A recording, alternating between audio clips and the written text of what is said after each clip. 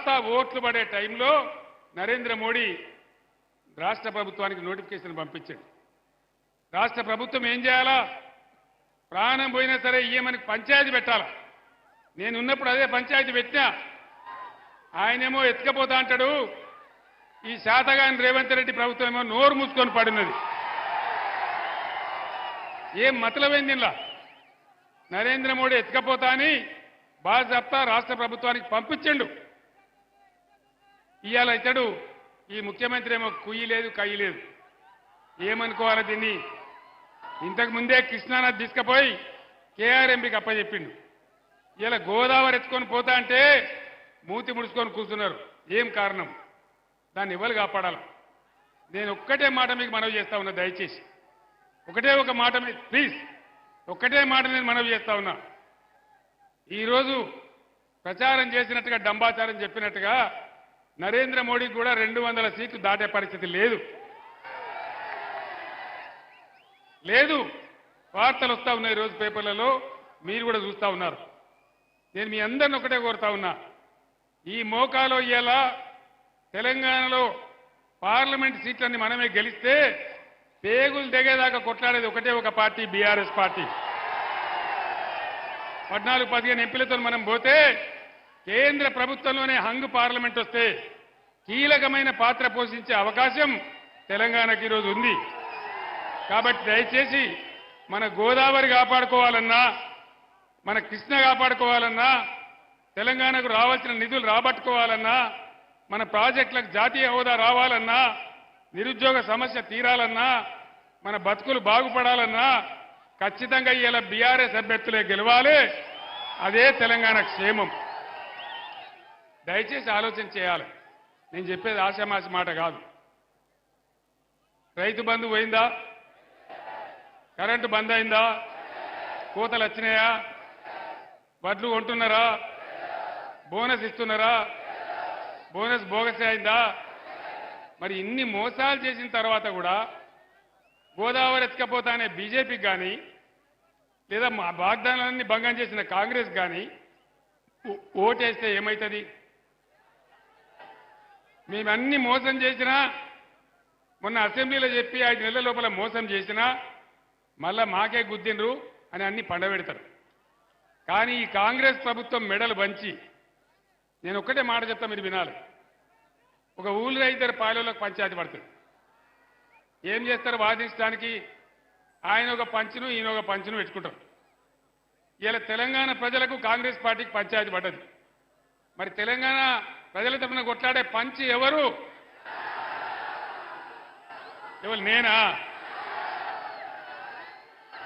మొన్న పోయిన ఎలక్షన్ల మీరు నన్ను కింద పడగొట్టి మళ్ళీ ఇప్పుడు నన్ను పంచిగా అమ్మంటారు.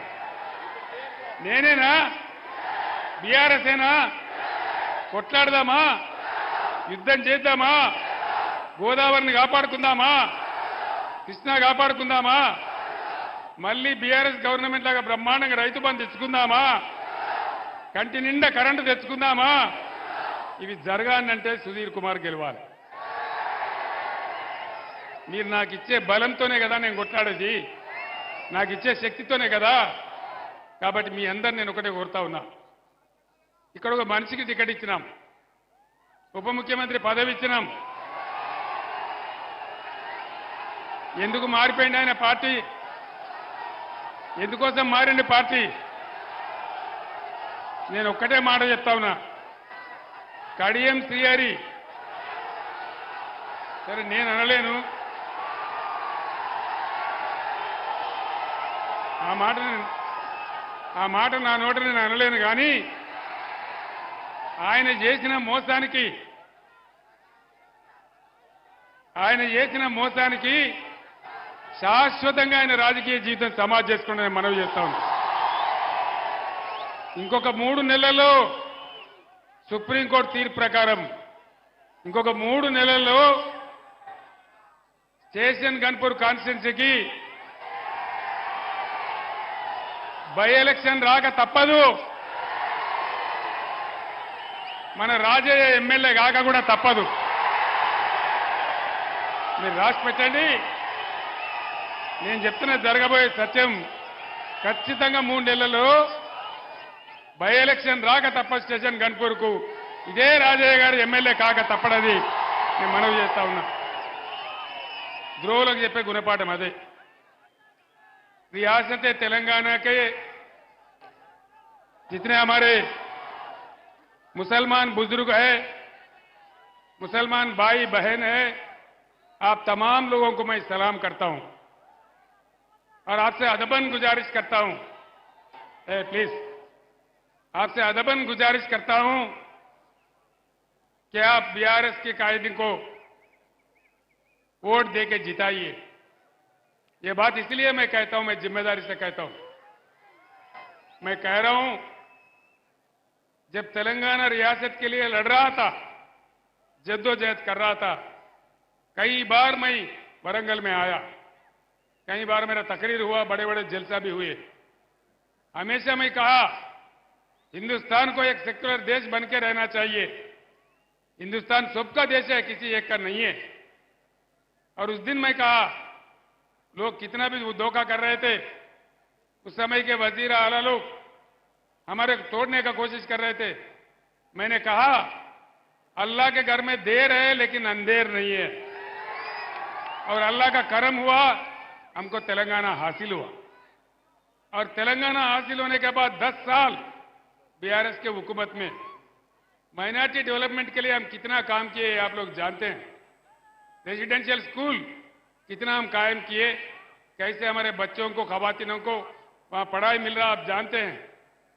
और उसी के साथ साथ मुसलमानों के खदर में हिंदुस्तान में पहली बार किसी ने दिया हमारे मौजमों को, हमारे इमामों को तनख्वाह, तो सिर्फ केसीआर सरकार था.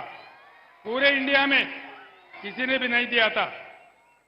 और इस प्रकार से रेजिडेंशियल स्कूल बनाए, 12,000 करोड़ रुपए खर्च किए, अकलियती बहबूदी के लिए कई काम किए.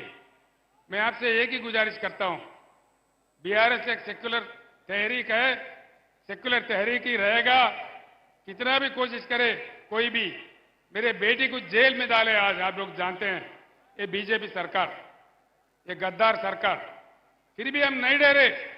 जिंदगी जब तक है हम सेक्युलर ही रहेंगे, सभी का हिफाजत करेंगे, सबको साथ लेकर चलेंगे. कहीं वहम में आज जंग है बीआरएस और बीजेपी के बीच में.